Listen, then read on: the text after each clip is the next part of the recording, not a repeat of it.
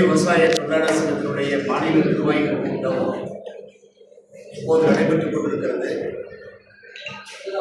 இந்த கூட்டத்தில் அகில இந்திய துணைத் தலைவர் சட்டப்பேரவை உறுப்பினர் ராசன் அவர்களும், அகில இந்திய விவசாய தொழிலாளர் சங்கத்தினுடைய மாநில பொதுச் செயலாளர் தோழர் அமிர்தலிங்கம் அவர்களும், மாநில பொருளாளர் தோழர் பழனிசாமி, தோழர் மாரியப்பன், தோழர் கோதண்டம், பிரகாஷ் உள்ளிட்ட தோழர்கள் இப்போது பத்திரிகையாளர்களை நாங்கள் சந்தித்துக் கொண்டிருக்கிறோம். மாநில நிர்வாகிகள் கூட்டத்திலும் மாநில குழு கூட்டத்திலும் எடுத்திருக்கிற மிக முக்கியமான முடிவு என்றால், இந்தியா முழுவதும் கோடிக்கணக்கான ஏழைகளுடைய தண்ணீரை குறைத்த 100 நாள் வேலை திட்டம் என்று எல்லோராலும் போற்றப்படுகிற ஒரு திட்டத்தை ஒன்றிய அரசாங்கம் கடந்த மாதம் திட்டத்தின் பெயரை மட்டுமே மாற்றுகிறேன் என்று நாட்டு மக்களுக்கு அறிவிப்பு செய்து திட்டத்தினுடைய நோக்கத்தையே சிதைக்கிற ஒரு நடவடிக்கையை மேற்கொண்டிருக்கிறார்கள். மகாத்மா காந்தி தேசிய ஊரக வேலை உறுதி திட்டம் என்பது இப்போது மீண்டும்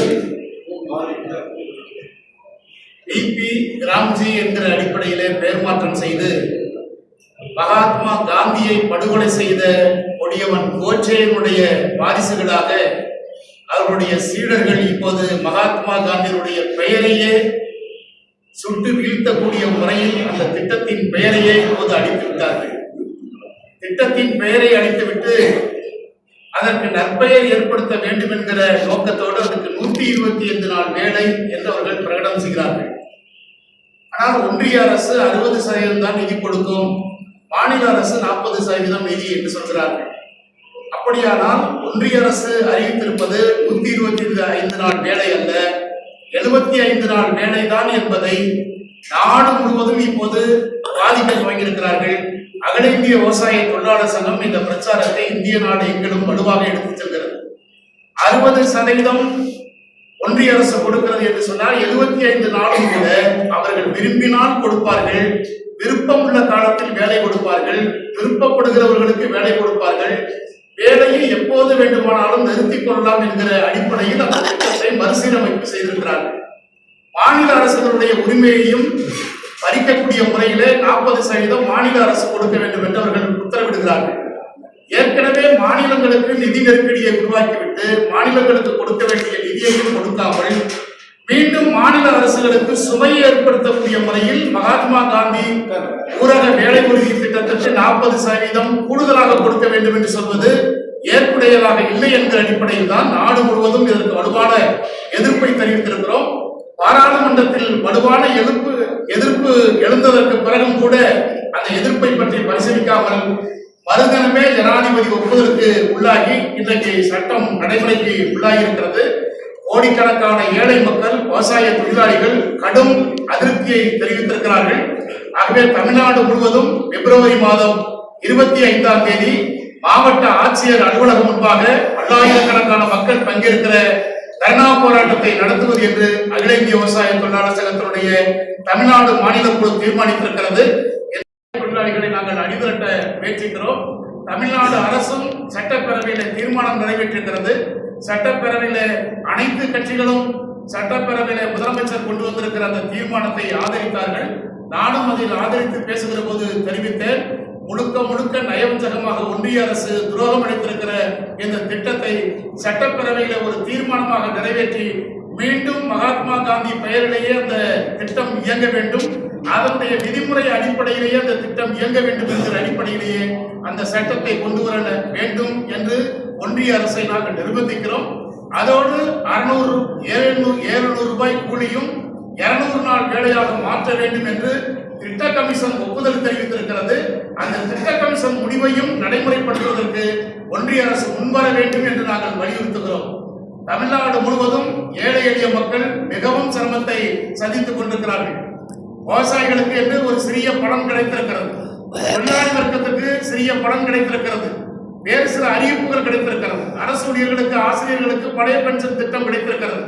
தமிழ்நாட்டிலேயே மிக குறைந்த கூலியில் வேலை செய்யக்கூடியவர்கள் விவசாய கூலி தொழிலாளிகள்.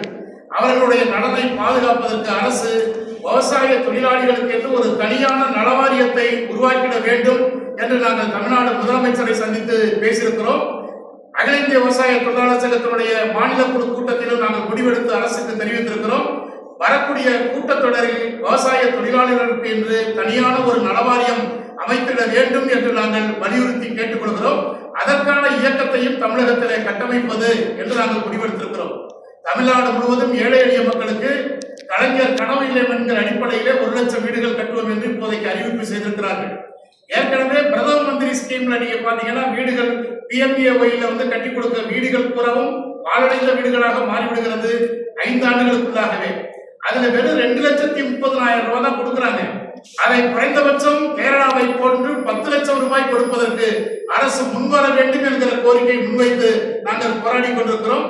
தமிழ்நாடு முழுவதும் வீட்டுமனை பட்டா இல்லாமல் அவதிப்படக்கூடியவர்களுக்கு குறைந்தபட்சம் தமிழ்நாடு அரசு ஒன் டைம் ஸ்கீம் அறிவிப்பு செய்து ஏழை எளிய மக்கள் பயன்படக்கூடிய முறையில் நீர்நிலையில் மேய்ச்சல் புறம்போக்கில் அரசுக்கு லாயக்கற்ற புறம்போக்குகளில் குடியிருக்கக்கூடிய மக்களுக்கு இலவச குடிமனை பட்டா வழங்கிட வேண்டும்.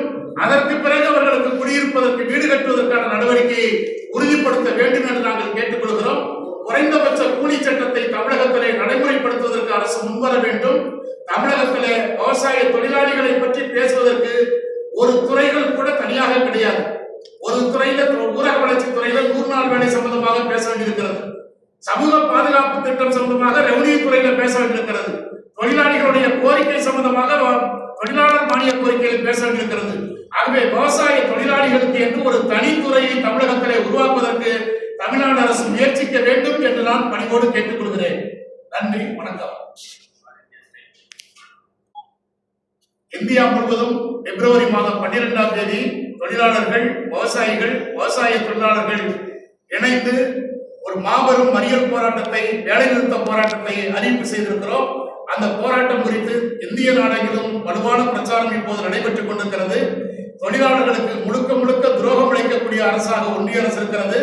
29 சட்டங்களை 4 சட்ட தொகுப்புகளாக மாற்றி இந்தியா முழுவதும் இன்றைக்கு தொழிலாளி வர்க்கத்துக்கு துரோகம் இழைக்கிற நடவடிக்கையை அவர்கள் மேற்கொண்டிருக்கிறார்கள்.